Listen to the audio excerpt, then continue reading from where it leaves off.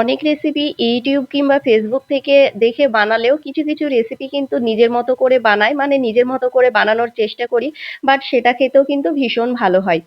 তো আজকে আমি পনিরের এই রেসিপিটা বানিয়েছিলাম। এটা খেতেও খুবই ভালো হয়েছিল। একদম নিজের মতো করে বানিয়েছিলাম, ইউনিক একটা রেসিপি।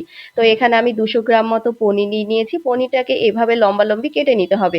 আপনাদের পছন্দ মতো কেটে নেবেন। আমি এরকম লম্বা করেই রেখেছি। এবার আমি একটা মশলা বানিয়ে নেব। একটা মিক্সিং জারের মধ্যে কিছু পেঁয়াজ বেরেস্তা নিয়ে নিলাম, মানে ওই 1 কাপ মতো পেঁয়াজ বেরেস্তা, কয়েকটা এখানে কাজু বাদাম আর কয়েকটা কিশমিশ নিয়ে নিয়েছি। 2 টেবিল চামচ পানি ঝরানো টক দই নিয়ে নেব।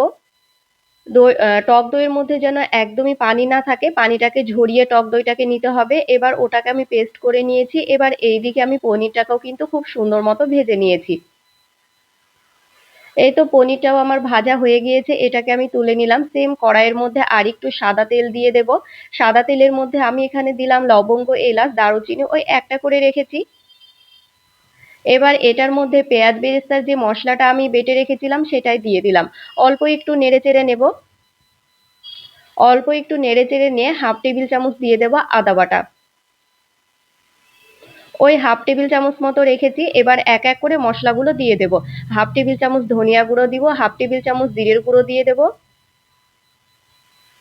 আর কিছুটা পরিমাণে দিয়েছিলাম এখানে হলুদ গুঁড়ো, মানে ওই হাফ টেবিল চামচ মতো হলুদ গুঁড়ো দিয়েছিলাম।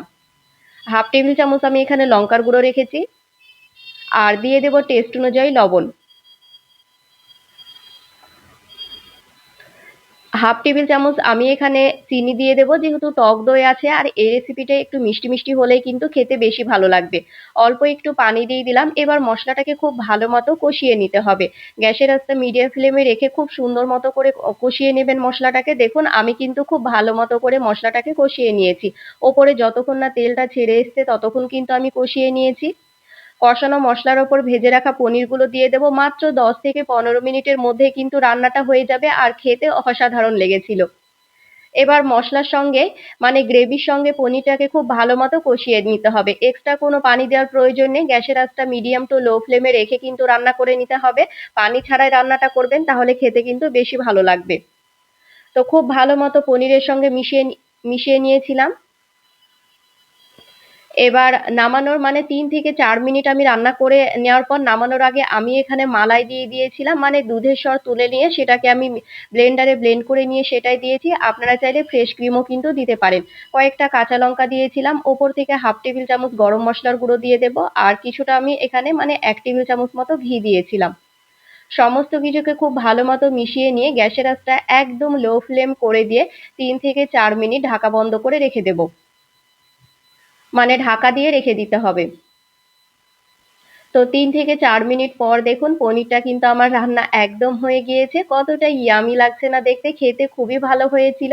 গরম ভাত কিংবা রুটি, পরোটা সবকিছুর সঙ্গে কিন্তু খেতে বেশ ভালো লাগে। পোলাও, ফ্রাইড রাইস আপনারা সবকিছুর সঙ্গেই খেতে পারেন। রেসিপিটা কেমন লাগলো অবশ্যই কমেন্ট করে জানাবেন, আর কার কার এইরকম পনির খেতে ভালো লাগে সেটাও